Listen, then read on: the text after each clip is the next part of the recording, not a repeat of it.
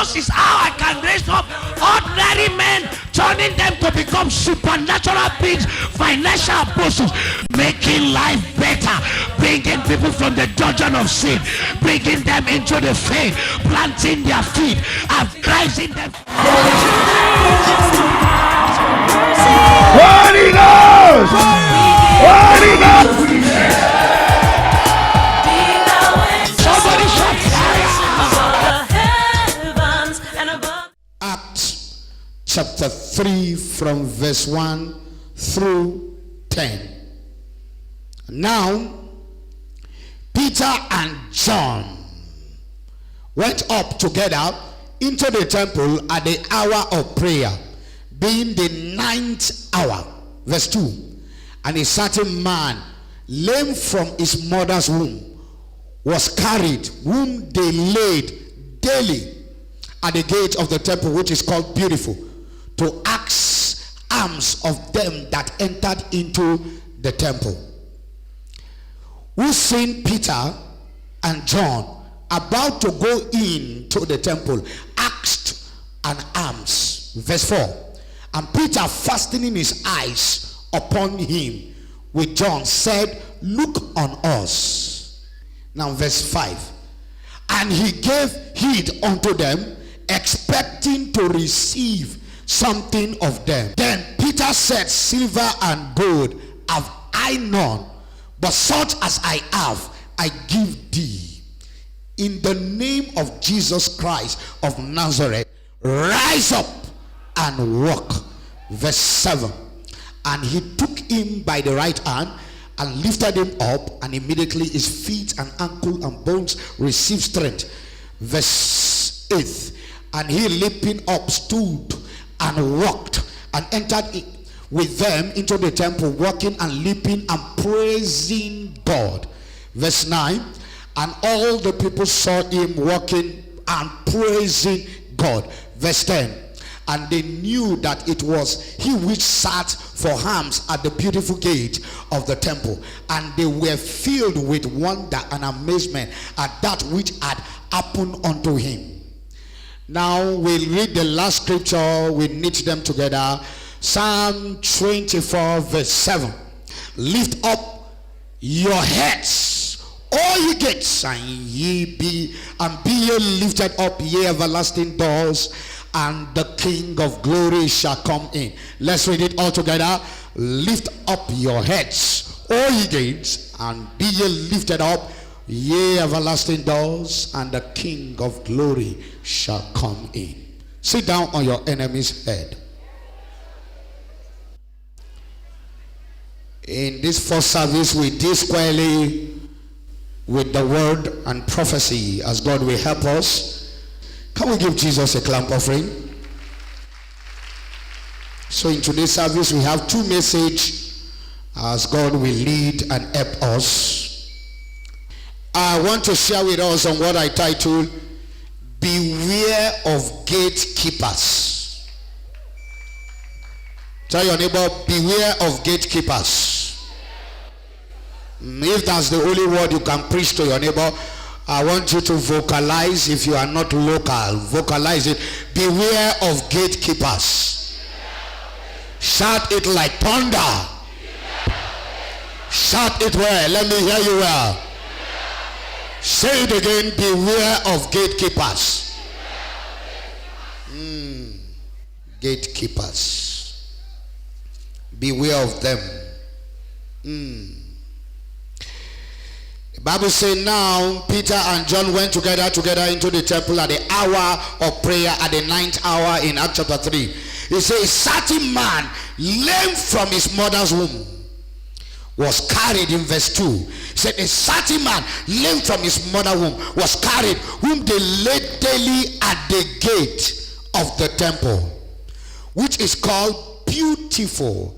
Say, a certain man lame from his mother's womb, carried, whom they laid daily at the gate of the temple, which is called Beautiful, to ask for alms of them that entered into the temple.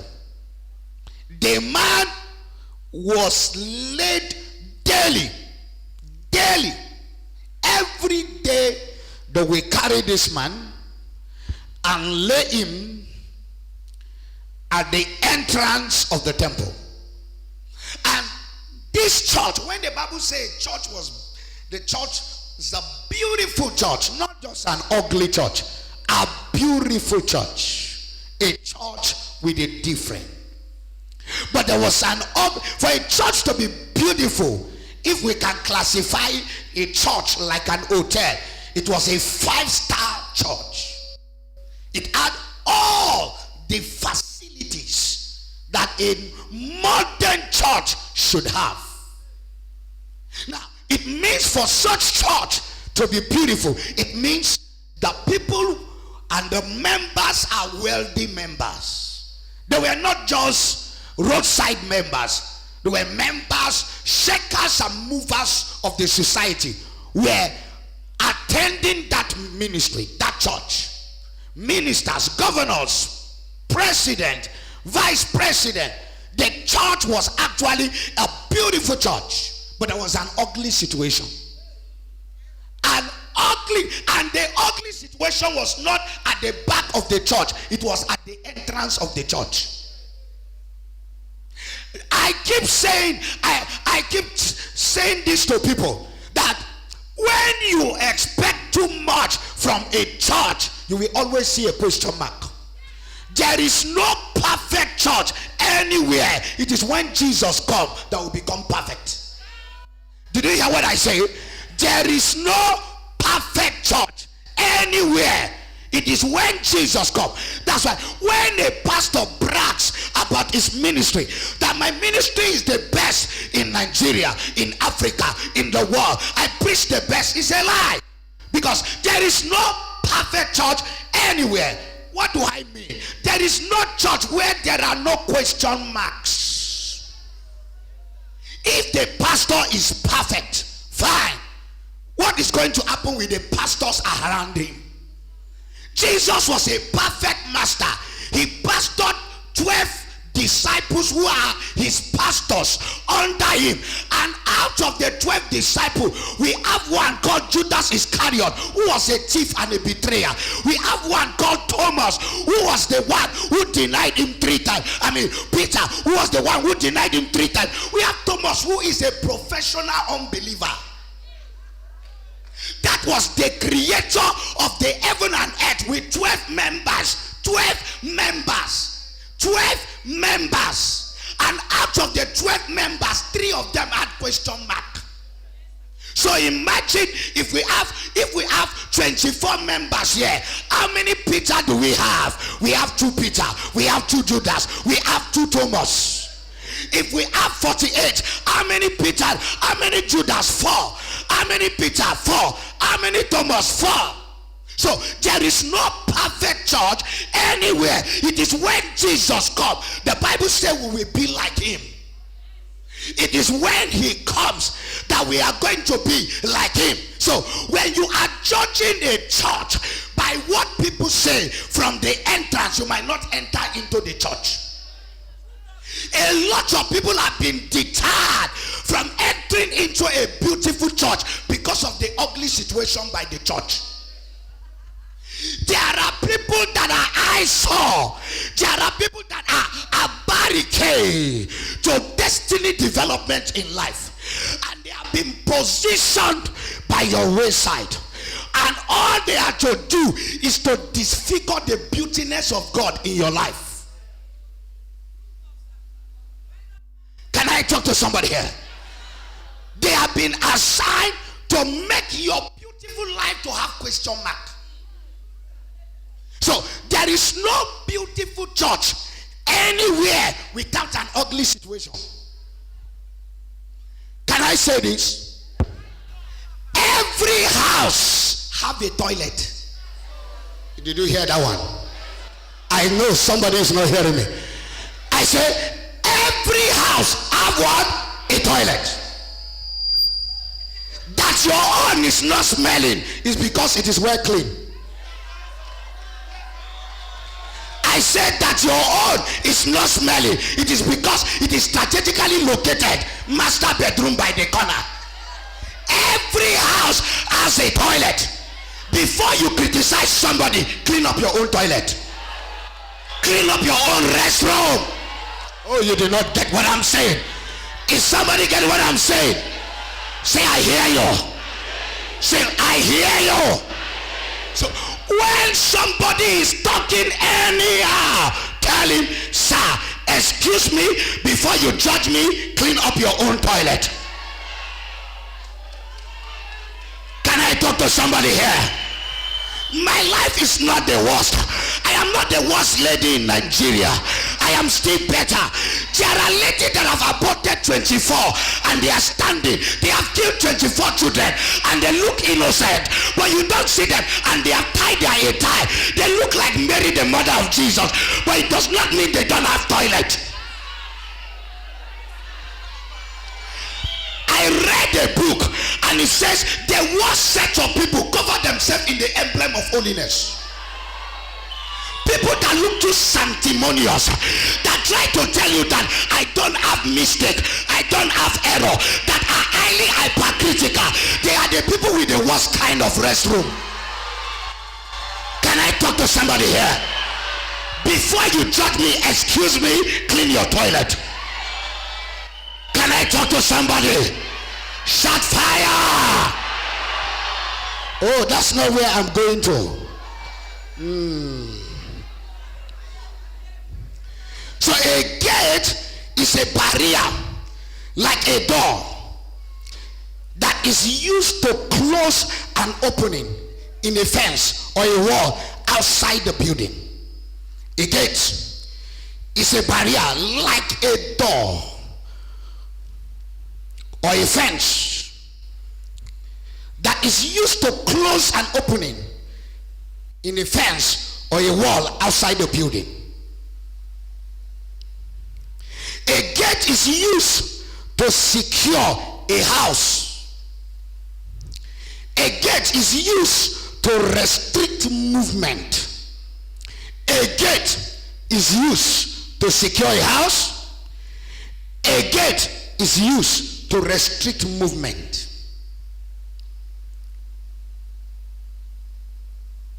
Every true gate has a gatekeeper.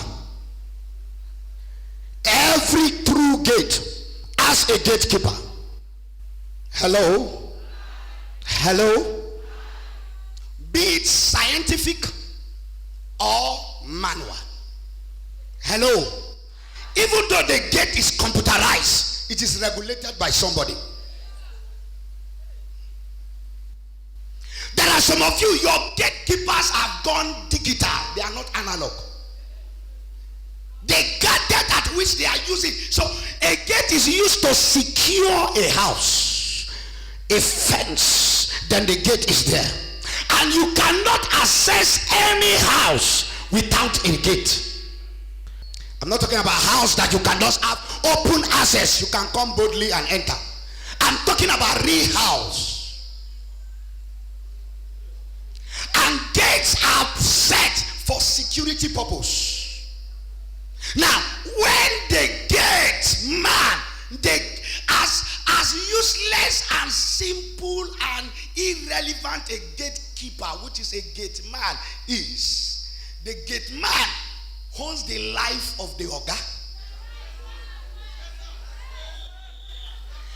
A lot of big men will give out money to people outside, but will not take care of their security men. And they don't know that their life is in the hands of the man that guide you, the man that keeps your gate. That when you are sleeping in the night, I did security work. I was a gasman. I worked in gasman here in Abuja, so I know what it means to stay overnight, to watch over the gate, to watch over, to make sure that movements are restricted. Am I talking to somebody here? Some of you, your gatekeepers are your enemies. Some of you have met people who are to keep your destiny. You have put important secrets in the hands of your enemies. They can be frenemies. The greatest havoc that can ever happen to a man is to be in Abuja physically, but spiritually you are outside the gate of Abuja. Some of you, where you are coming into Abuja, the enemy have locked the gate of Abuja. You are outside spiritually, but physically you are inside. And what does that signify? It means that no matter how you labor in Abuja, you are outside the gate. And you can't prosper. You can't buy house when you are outside the gate. You can't marry when you are outside the gate. The gatekeepers have restricted you. They say you can't come to the city. That's why you have spent 27 years in Abuja, nothing to show. You have spent 30 years in America, nothing to show. You have been in South Africa for 10 years, but the gate of South Africa is closed against you. When gates are closed against you, you walk like elephant and you reap like ant. When gatekeepers frustrate your life, they make you to have idea and frustrate the ideas. You are a beautiful lady. You can't walk figure 8, but you are outside Abuja. That's why nobody sees you. You pass men 10 times and do all the finger, every walk, and nobody see you. Why? Because you are outside. Some people are entering a nation, but before they enter the nation, there is a spiritual decree that have been passed against them. Stay outside. Behave like an outcast. You will never carry anything out of this country. So they labor for 40 years, 30 years, they can't come back home because there is nothing to show. It is the work of gatekeepers. Who are gatekeepers? Gatekeepers will restrict people from coming to you. When helpers are coming and say, come, let us help here, they will stop them. A man wants to marry you, they will stop him. Gatekeepers restrict helpers, destiny helpers. Gatekeepers, I'm talking about the mission of gatekeepers. Number one, they restrict destiny helpers.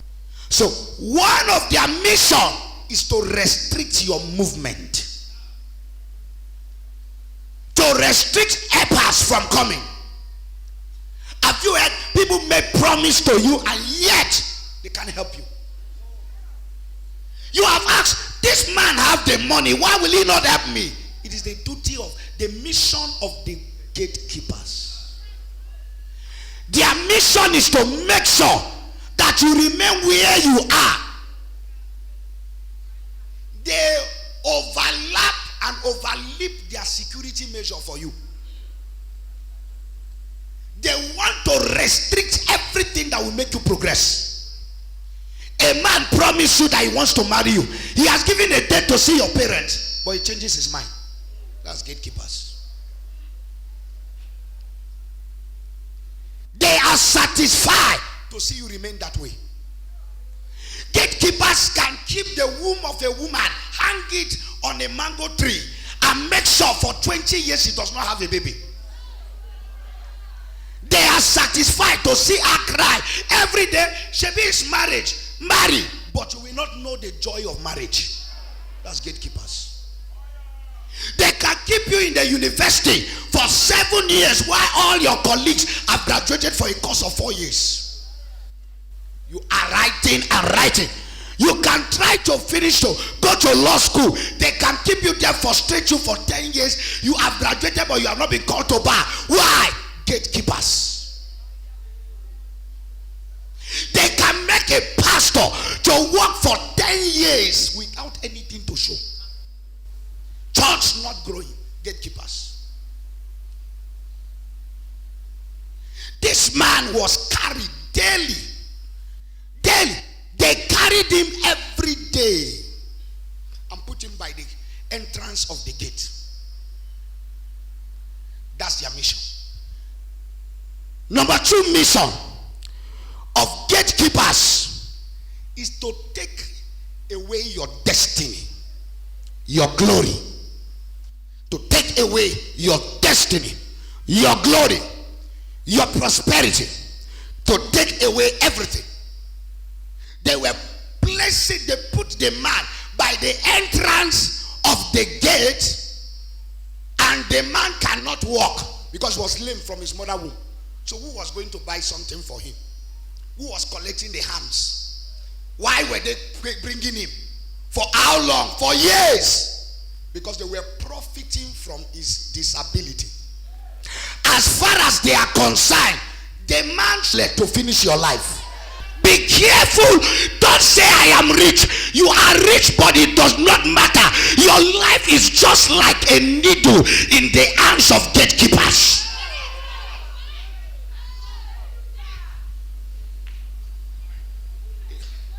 A man was always abusing his driver. He will insult the boy. The boy took him in the midst of express, in the bush, and it was already night, and parked the car and said, "Oh, guy, resign. Take your key. Drive yourself home." I said, "Take your key." They were in the forest. No place. The man can't even put gear, and was insulting the young man. The young man said, "No problem. Today, I resign. I will use my leg to continue the journey." Say, "Take your key. Thank you, sir. I don't want to collect allowance and salary." The man leader, he said, please, I will add your salary. I double it." He said, "No, I don't want. I triple it." He said, "No, I dash you the car. I want to go. I resign." Don't underestimate people who serve you.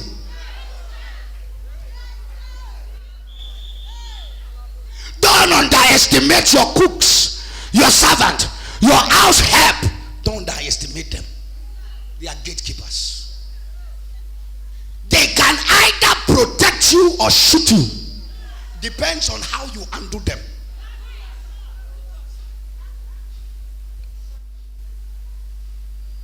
Money is not evil. It's neutral. It does not have a mind of its own. It depends on the user. Some people get this money, use it to pay ayah assassin. Use it for bamblers. Some use it to help widows, orphans, helpless. So you see, that's how it is. There are people that are neutral around you. It is what you put into them that they will give out. It's garbage in, garbage out. Giggle. Can I talk here? Say, "Oh Lord, deliver me from gatekeepers." So, what was the condition of the man by the gate? The man was lame right from birth, number one. The man was lame, right? I don't know how your condition is. I don't know, maybe it's from birth. It will change today. I did not hear the amen where. I say it will change today. Number two, there were special people who carry him daily to the entrance of the temple to ask for alms. They were special. Special squad. Beware of people who are trying to help you, but you think they are helping you, but they are actually benefiting from you. They cry with you, but what they get from you is stronger than the sympathy. Be very careful of those people you carry your condition to tell. Your heart was broken by a man. You went to meet another man. I'm broken. I'm finished. The man too says, sorry, heartbroken. You don't know it. This one is even worse than the one that broke your heart. You are not saying, "Oh, Jumbo is the holy man." He's trying to benefit. He wants to get his own national cake too. So by the time he's through with you, he also done you. So you now have double heartbreak. How do you couple that one together?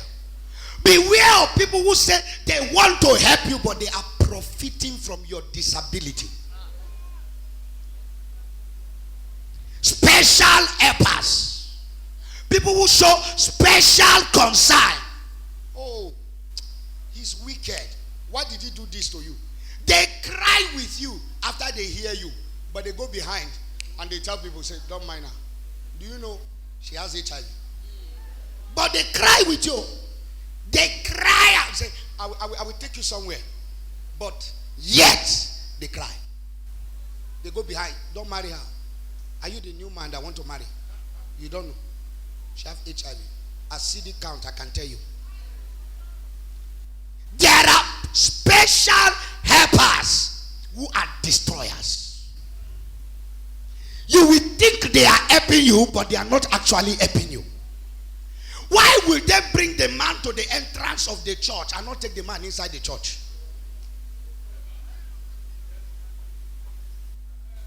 They took the man. They know how powerful that church look like, but they will not enter. There are people inside a church who run down a man of God and yet will not leave the church, and yet will be destroying the church. I'll be paid by the church, but they are destroying the system. They will eat you small, they will blow breeze. They will eat you small, they will blow breeze. They are dangerous.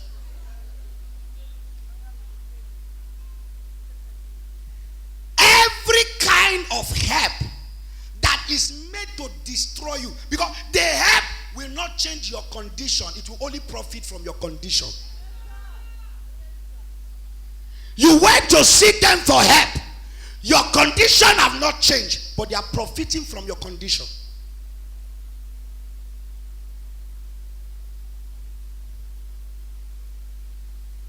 It is only in the church members can go and give a native doctor 5 million and don't feel pain.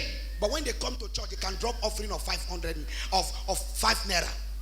And they feel odd and ask, how does the pastor account for that offering? It's only in the church.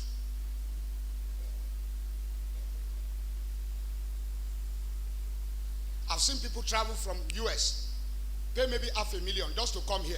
But when they come to see the main pastor they came to see, they can spend 700,000, give airline, give other people, give up. But the church that is their center of interest, they cannot even give the church even 10 naira. That's to show how they value the airline, value every other thing, but the reason why they came, they can't even show to the man's life. The value system is so bad. The hotel we collect, airline we collect, taxi transport we collect, but God will not get one. They can prepare for a journey and will never prepare for God, who is the end point of that product. I have seen people spend almost 800,000 to get here, but they can't drop a seed of 1,000 naira to God. So God began to speak to me. He says, son, my children know how to give to the system of the world, but they cannot give to my system. If you can fly first class, $500,000, you get to Lagos, another business class. You get here, you are in an executive suite, but you get to the house of God, the main purpose why you came. You can't be a partner. You can't even sow a seed. Offering time, you just look for one squeeze, 5 naira, and drop in the offering. God look at you. Accountant in the heavens, angel, begin to take the balance sheet of this man. Then God said, he has just spent about 850,000 for the circular war. But when it comes to me, he has nothing to give to me. That's why I understand why some people enter the house of God and God look at their value system for him and know that it is weak. And God said, no. If you cannot value me, but you can value the world, I don't think you are prepared for me. It must come to a point in time where we don't need to be told by a man of God to sow a seed, but we understand it's an obligation.